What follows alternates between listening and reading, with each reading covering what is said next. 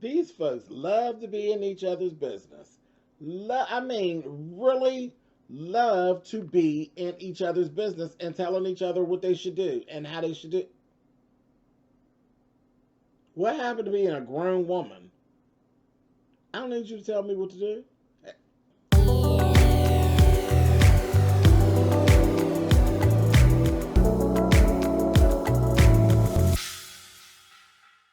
Hey guys, thanks so much for clicking in the video. This is my review for Real Housewives of Potomac Season 5, Episode 2, where everybody gets in everybody's business and tells them exactly how they should be handling their business when their business is not all together. Giselle, Miss Giselle, because your home life ain't all together, but I told you that in the last review that I was going to be on your,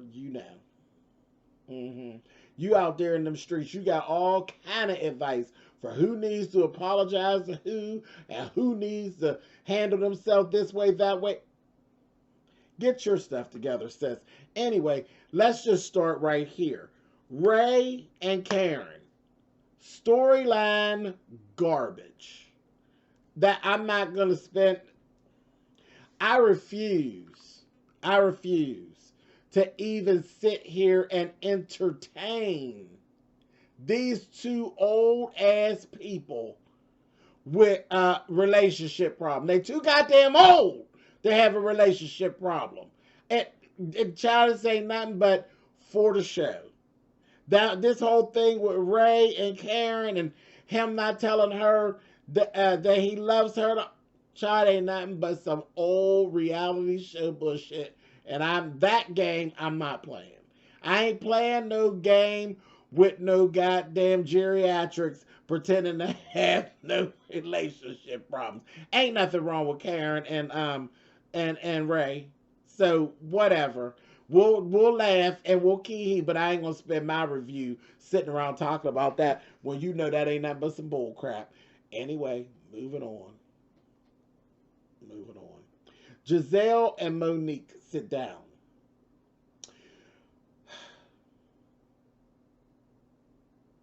Even Karen said in her confessional, the two of them together is just like, huh? Right. They start talking about Candace inviting Charisse to that party. Giselle was just planting the seed to get the things started, okay? Because there's been a whole lot of mess going around. The rumor is that Charisse has been running around town spreading a rumor about Monique supposedly messing with her trainer and her husband finding out. Now, I don't know because Monique didn't seem to want to talk about it, which kind of looked like a little bit of guilt. What you doing, ma'am? Because, I mean, if you ain't sleeping around on your husband, you just say, I ain't sleeping around on my husband. But this whole, like, she didn't even want to talk about it in her confessional and stuff. Like, did your husband snap out or what? We'll see. But this is all that. And I'm like, well, why ain't they just put Charisse back in the show? Because I don't know how Charisse is going to be like this major part of this storyline, being a friend to the show. She got more going on that. Listen, let me tell you something. At this point, I'd rather see Charisse carrying on than Ray and Madame, honey, over there clowning. Whatever. Anyhow, we see Candace and Wendy. We get to meet Wendy. Wendy is a professor. Wendy has her sights on Karen. Okay? She says that Karen keeps acting like they just meeting. So basically, Wendy been giving, Karen's been giving Wendy the Mariah Carey treatment. I don't know her, honey. So that's her whole thing. So she's booking herself up basically to fight with Karen. Thank goodness, because her and Uncle Ray thing ain't gonna work. Anyway, so then they were talking a little bit of smack about Giselle. I said, well, Wendy, you doing a good job coming in because you going after the heavy hitters. So that just is what that is. You seem to have a little mess with you, and you hanging with Candace. Have at it, sis. Anyway, moving on. So we see Karen and Candace together. And this is when the invite to the celebration for Ashley comes through. That Monique and Giselle have gotten together to put, to put this thing together. And Karen said that I smell a skunk, honey. I smell a skunk. And if you've ever smelled a skunk, you know that's not good. So I was like, y'all right. Then there was a meeting with Juan and Giselle. He wants her to help with the stuff for him getting engaged to Robin. He's finally going to go ahead and, yeah, they're going to get together. Okay. All right. Whatever. So, pardon me if I'm not all that thrilled. It's cool. I mean, he's nice to look at. Whatever.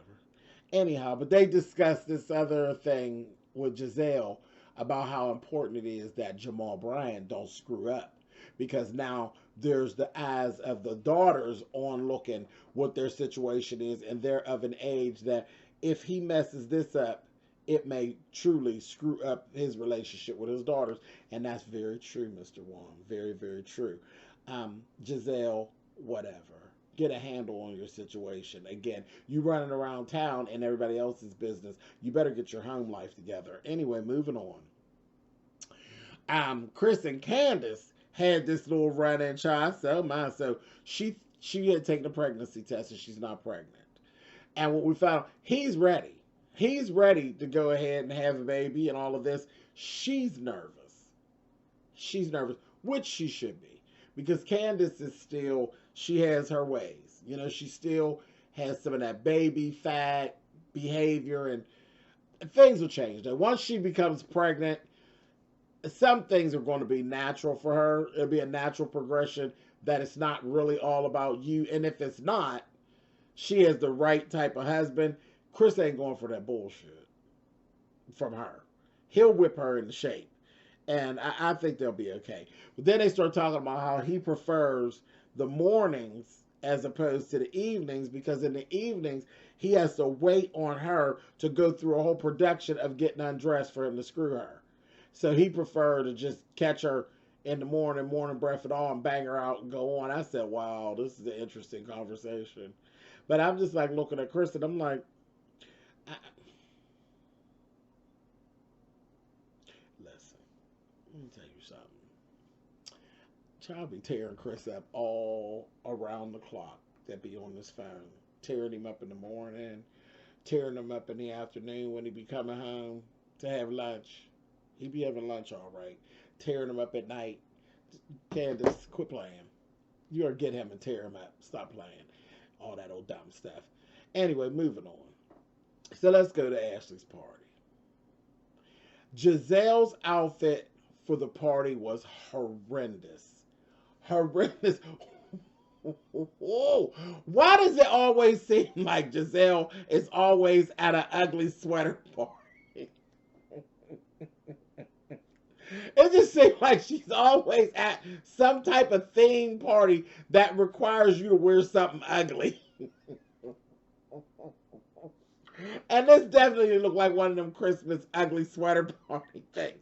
She had this old sweater on or shirt that had these lips on it, and it was all sparkly. And then she had these horrible shorts on.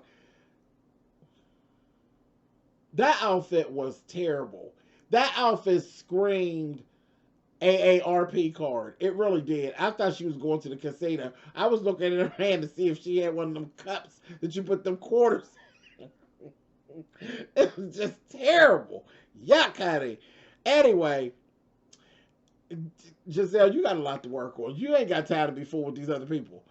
Ashley, get down to the party. Classic Ashley. She oversharing, baby. She got to telling them all about the story about how she got a tear in her butthole. I said, girl, it's a booty hole, honey. We don't want to be sitting at dinner talking about your booty hole. Yuck. I was like, I can't with her. I can't. She just, something about that Ashley. I can't mess with her. Anyway, yuck.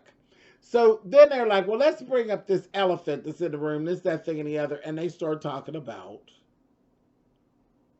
Candace's party. After Candace and Wendy got there. Why would you bring up a party, Giselle, you messy ass? Why would you bring up a party that Ashley wasn't invited to? Now, she's the guest of honor for this party. We're going to sit and talk about a party that she wasn't invited to? It just seems rude and stupid, and it just don't, no rhyme or reason. Just dumb. So I was like, whatever. Let's go into it. But I didn't like it. I thought it was ridiculous. But anyhow, I thought it was very, very petty. So they start doing that. Then that doggone Monique started talking about, yeah, I had to dodge a walrus. Yeah, I was messing around trying to get away from a warthog.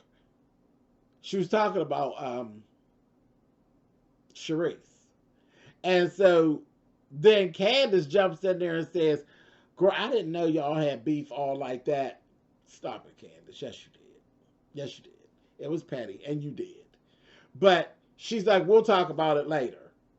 But basically let her know she got an issue about it, you know, about her inviting her and stuff. I was like, oh, Lord. Anyway, so that was that. And then the next things that they were doing was really on my nerves. They were trying to force an apology from Candace, and Candace was not here for it. She said, you know, this is not the time or the place. I would love to get together with Ashley and we can discuss it, you know, at another time.